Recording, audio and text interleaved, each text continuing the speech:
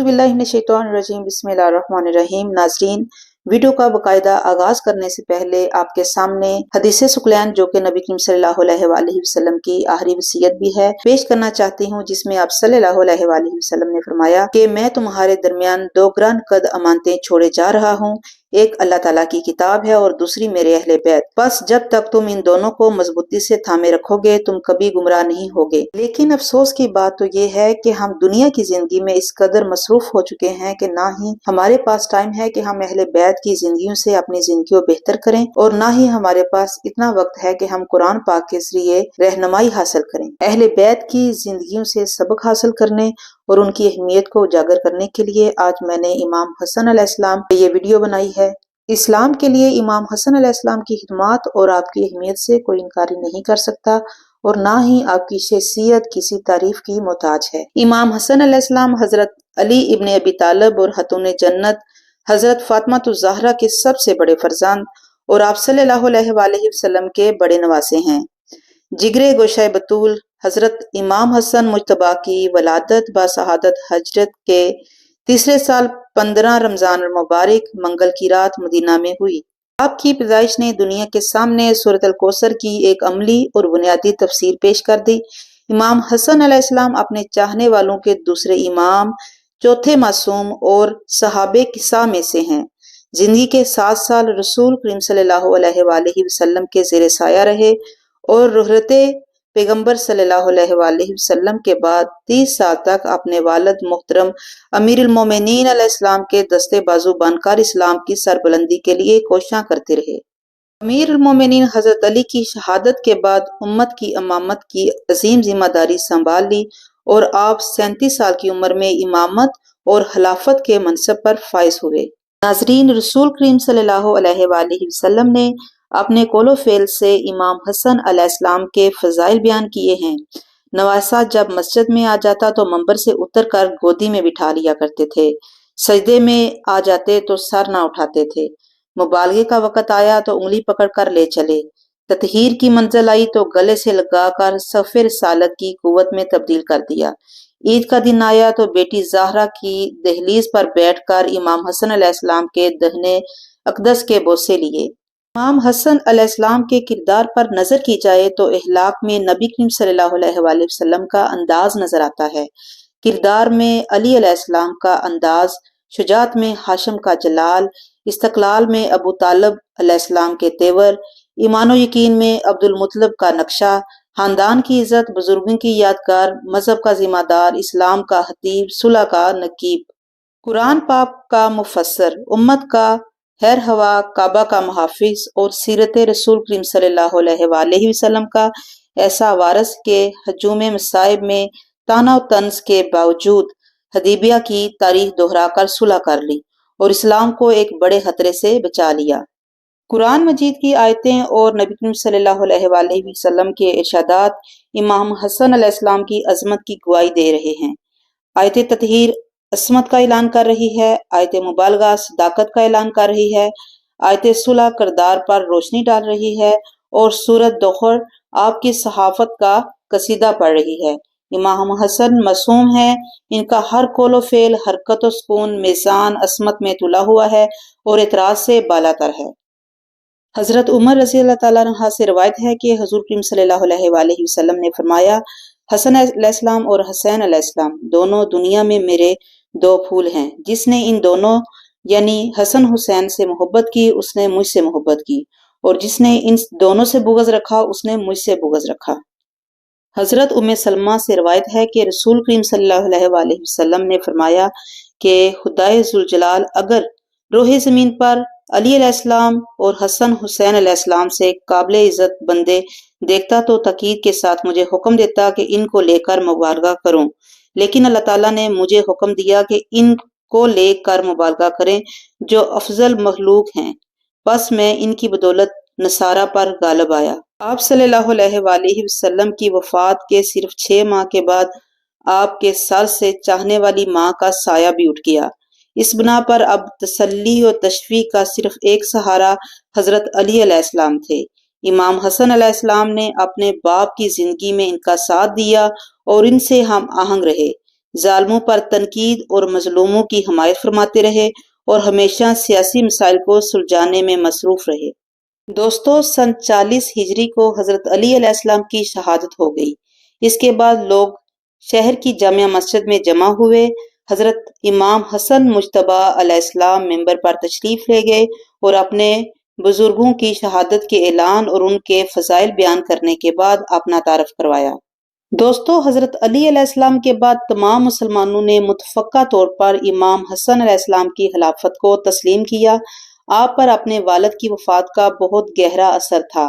آپ نے اس موقع پر جو خطبہ ارشاد فرمایا، ہم اللہ کی وہ جماعت ہیں جو ہمیشہ غالب رہنے والی ہے۔ ہم اس کے رسول کریم صلی اللہ علیہ وآلہ وسلم کی وہ اطرت ہیں جو سب سے زیادہ ان کے قریب ہیں۔ ہم ان کی آل ہیں جو پاک و طاہر ہیں۔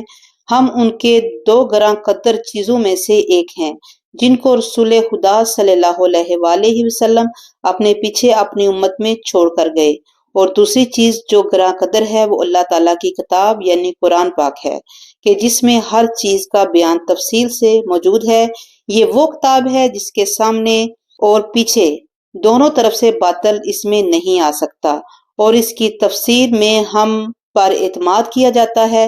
ہم اس کی تفسیر یقین کی بنیادوں پر بیان کرتے ہیں، پس ہماری اطاعت کرو، کیونکہ ہماری اطاعت واجب اور فرض قرار دی گئی ہے، کیونکہ ہماری اطاعت کو قرآن پاک میں اللہ اور اس کے رسول کریم صلی اللہ علیہ وآلہ وسلم کی اطاعت کے ساتھ ملایا گیا ہے۔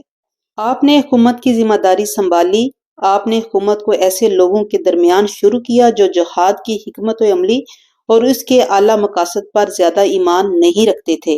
بھی ملک حضرت علی علیہ السلام کے غم میں سوگوار ہی تھا، اور حضرت امام حسن علیہ السلام پورے طور پر ملک کے انتظامات کو نہیں سنبھال چکے تھے کہ معاویہ کی طرف سے آپ کی مملکت میں دراندازی شروع ہو گئی۔ قریش نے حضرت علی علیہ السلام سے روگردانی کی اور ان کی کم عمری کو بہانہ بنایا۔ معاویہ نے بھی اس بہانے کی وجہ سے امام حسن علیہ السلام کی بیعت سے انکار کیا۔ معاویہ نے نہ صرف بیعت سے انکار کیا بلکہ وہ امام کو درمیان سے ہٹانے کی کوششیں کرنے لگا۔ بعض لوگوں کو معاویہ نے خفیہ طور پر اس بات پر معین کیا کہ امام کو قتل کر دیں۔ اس بنا پر امام حسن علیہ السلام لباس کے نیچے زرہ پہنا کرتے تھے اور بغیر زرہ کے نماز کے لیے نہیں جاتے تھے۔ معاویہ کے بندوں میں سے ایک شخص نے ایک دن امام حسن علیہ السلام کی طرف تیر پھینکا، لیکن پہلے سے کیے انتظامات کی بنا پر آپ کو کوئی صدمہ نہیں پہنچا۔ معاویہ نے اتحاد کے بہانے اور اختلافات کو روکنے کے حیلے سے اپنے اعمال کو لکھا، تم لوگ میرے پاس لشکر لے کر آؤ۔ پھر اس نے اس لشکر کو جمع کیا اور امام حسن علیہ السلام سے جنگ کرنے کے لیے عراق کی طرف بھیجا۔ دوسری طرف امام حسن علیہ السلام نے بھی لوگوں کو جنگ کے لیے آمادہ کیا، اور امام حسن علیہ السلام نے لشکر کے ایک دستہ کو حکم کی سرداری میں شہر انبار کی طرف بھیجا، لیکن وہ معاویہ سے جا ملا اور اس کی طرف چلا گیا۔ حکم کی خیانت کے بعد امام مدائن کے مقام سبا تشریف لے گئے اور وہاں سے 12,000 افراد کو عبید اللہ بن عباس کی سپہ سالاری میں معاویہ سے جنگ کرنے کے لیے روانہ کیا، اور قیس بن سعد کو بھی اس کی مدد کے لیے منتخب فرمایا۔ معاویہ ابتدا میں اس کوشش میں تھا کہ وہ قیس کو دھوکہ دے دے۔ اس نے 10 لاکھ درہم قیس کے پاس بھیجے تاکہ وہ اسے مل جائے یا کم از کم امام حسن علیہ السلام سے الگ ہو جائے۔ قیس نے اس کے پیسوں کو واپس کر دیا اور جواب میں کہا، تم دھوکے سے میرے دین کو میرے ہاتھوں سے نہیں چھین سکتے۔ لیکن عبید اللہ بن عباس صرف اس پیسوں کے وعدہ پر دھوکہ میں آ گیا اور راتوں رات اپنے خاص افراد کے ایک گروہ کے ساتھ معاویہ سے جا ملا۔ مزید معاویہ نے عراق کے سپاہیوں کے حوصلوں کو پست کرنے کے لیے دوسرا راستہ اختیار کیا، پراپوگنڈے کیے اور جھوٹی افواہیں پھیلائیں اور سپاہیوں کو وحشت میں مبتلا کر دیا، اور لوگوں نے فتنہ فساد پھیلانا شروع کر دیا۔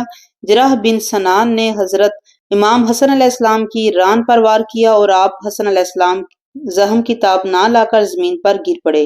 امام حسن علیہ السلام کو لوگ فوراً مدائن کے گورنر سعد بن مسعود سقفہ کے گھر لے گئے اور وہاں کچھ دنوں تک آپ کا علاج ہوتا رہا۔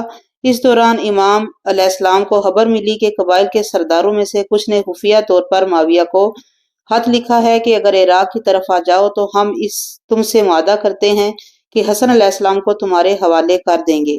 معاویہ نے ان کے خطوط کو امام حسن علیہ السلام کے پاس بھیج دیا اور صلح کی خواہش ظاہر کی اور یہ عہد کیا کہ جو بھی شرائط آپ علیہ السلام پیش کریں گے وہ ہم قبول کریں گے۔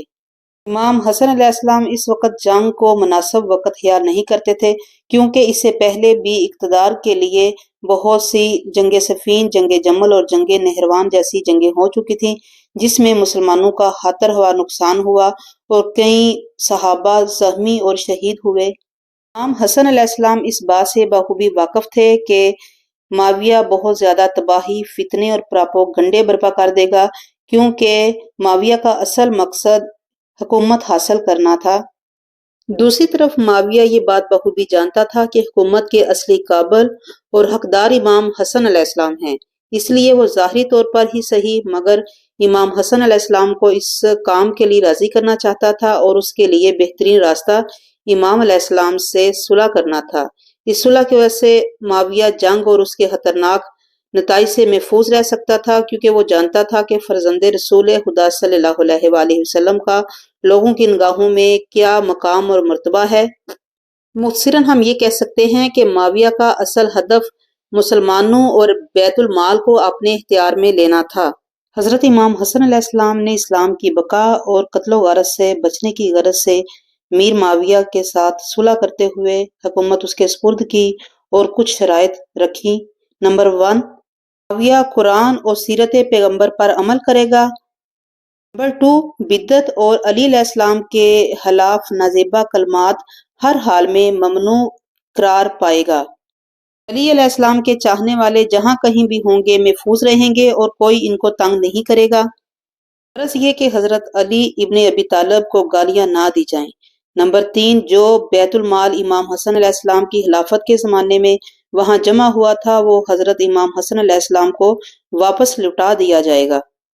امام حسن علیہ السلام کی طرف سے چوتھی شرط یہ تھی کہ معاویہ اپنے بعد اپنے خلافت کے معاملات واپس امام حسن علیہ السلام کو کر دے گا، کیونکہ جس وقت امام حسن علیہ السلام نے خلافت معاویہ کو سونپی تھی معاویہ کی عمر 66 سال تھی۔ اس لیے معاویہ اپنی وفات کے بعد حکومت اپنے جانشین کے حوالے نہیں کرے گا۔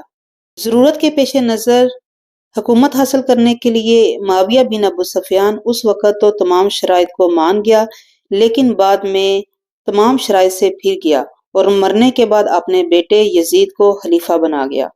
معزز ناظرین، حضرت امام حسن علیہ السلام نے سن 41 ہجری کو معاویہ کے ساتھ صلح کی۔ آپ کی حکومت کا دور 6 ماہ اور 10 دن کا تھا۔ صلح کے بعد مدینے میں چلے گئے اور 10 سال تک امامت کی ذمہ داری نبھاتے رہے، یہاں تک کہ معاویہ کی جانب سے کی جانے والی سازش کے نتیجے میں آپ نے 48 سال کی عمر میں جامع شہادت نوش فرمایا۔ حسن علیہ السلام کی شہادت کا واقعہ کچھ یوں ہے کہ معاویہ اپنے بعد اپنے جانشین یزید کو حکمران منتخب کرنا چاہتا تھا، لیکن اس معاملے میں امام حسن علیہ السلام اس کے لیے سب سے بڑی رکاوٹ تھے۔ اس لیے وہ چاہتا تھا کہ کسی طریقے امام حسن علیہ السلام کو راستے سے ہٹا دیا جائے، کیونکہ امیر معاویہ کو اس بات کا خدشہ تھا کہ اگر امام حسن مجتبی زندہ رہ گئے تو ممکن ہے کہ وہ لوگ جو معاویہ کے بیٹے سے خوش نہیں ہیں وہ امام حسن علیہ السلام کے گرد جمع ہو جائیں اور اس کے بیٹے کی سلطنت کو خطرے میں ڈال دیں۔ لہٰذا یزید کی ولی عہدی کے مقدمات کو مضبوط بنانے کے لیے اس نے امام حسن علیہ السلام کو راستے سے ہٹا دینے کا ارادہ کیا۔ جوہدہ بنت اشرت امام حسن علیہ السلام کی زوجہ تھیں۔